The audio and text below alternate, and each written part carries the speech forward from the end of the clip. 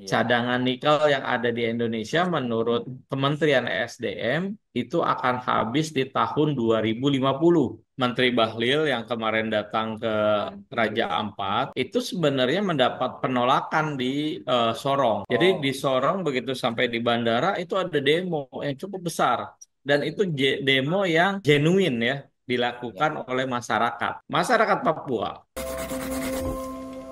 kami mau sampaikan di sini bahwa Greenpeace pada saat kita memulai kampanye, tentu kami juga melihat bagaimana situasi masyarakat setempat gitu. Kami nggak mau tiba-tiba kami berkampanye menyelamatkan penyelamatan Raja Ampat, tapi ternyata masyarakat setempat justru malah mau tambang gitu kan.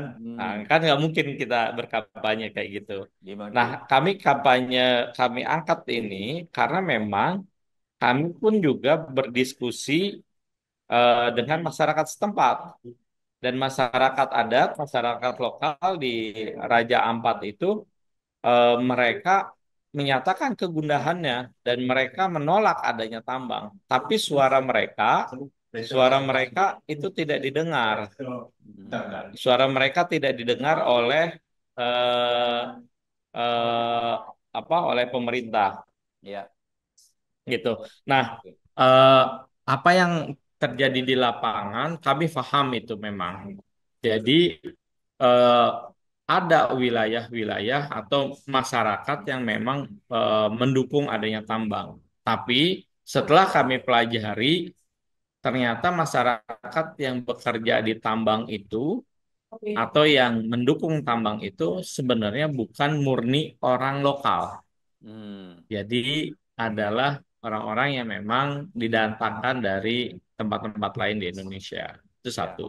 Hmm, Nah, yang kedua, orang-orang asli Papua atau OAP atau masyarakat adat yang ada di sana sebenarnya buat mereka hutan itu adalah ibu mereka hmm, yang menyediakan makanan, menyediakan obat dan lain sebagainya. Sementara lautan buat mereka adalah ayah mereka, jantung hmm, kehidupannya ada di sana.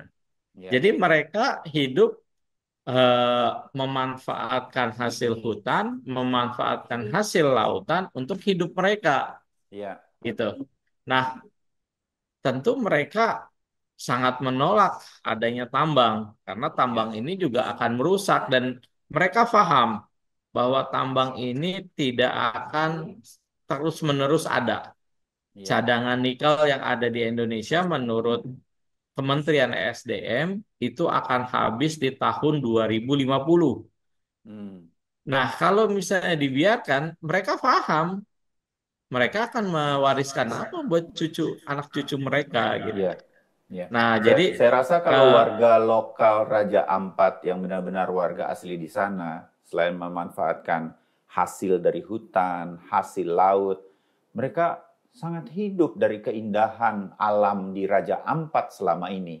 Wajar mereka kemudian kalau ada suara, mereka khawatir dengan penambangan ini yang pelan tapi pasti akan menghancurkan keindahan. Kita udah lihat tadi dari foto-foto yang Mas Kiki tampilkan, akan menghentikan pendapatan mereka, penghasilan mereka dari wisata yang begitu cantik di Raja Ampat.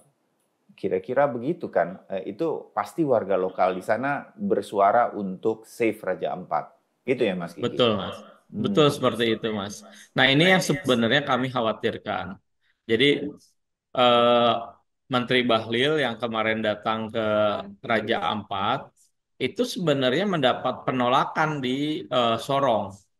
Jadi di Oh, Sorong begitu sampai di bandara itu ada demo yang cukup besar dan itu demo yang apa namanya yang genuine ya ya.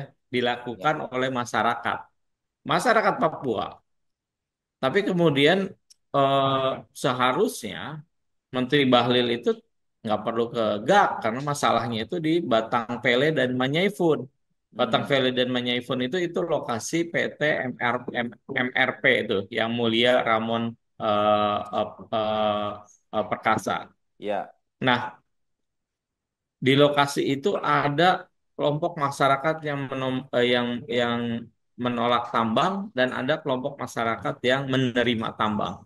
Hmm. Nah, pada saat Menteri Bahlil dari Sorong ke Raja Ampat, dia memutuskan untuk ke GAK. Hmm. Di GAK, karena itu pekerja-pekerja GAK-nya itu sebenarnya bukan asli orang Papua, dan Hmm. mereka adalah pekerja di sana, tentu akan dengan mudah mereka mendukung tambang. Maka pada Oke. kesempatan itulah kemudian Menteri Bahlil bilang, wah gimana menurut Bapak Ibu tambang di sini? Oh ya bagus. Ini. Ya jelas lah karena mereka pekerja tambang. Hmm. Mereka bukan pemilik wilayah adat di sana gitu. Nah Oke. itu yang ini dan yang sangat disayangkan adalah eh, begitu pemerintah menyampaikan keputusannya, 4 iup dicabut, tidak ada pernyataan dari pemerintah yang betul-betul memastikan bahwa Raja Ampat ini menjadi wilayah prioritas untuk para wisata. Hmm. Oke. Sehingga hanya dibiarkan seperti itu. Dan saat ini yang kami dengar udah mulai itu ada apa namanya konflik horizontal antara masyarakat yang menolak tambang, yang bergembira atas keputusan pemerintah menyelamatkan Raja Ampat Ya. dengan masyarakat yang tadi yang Hmm. memang dia penambang. Ya. Nah, ah, karena nggak ada statement resmi dari pemerintah, what next? Kemudian terjadilah kekisruhan.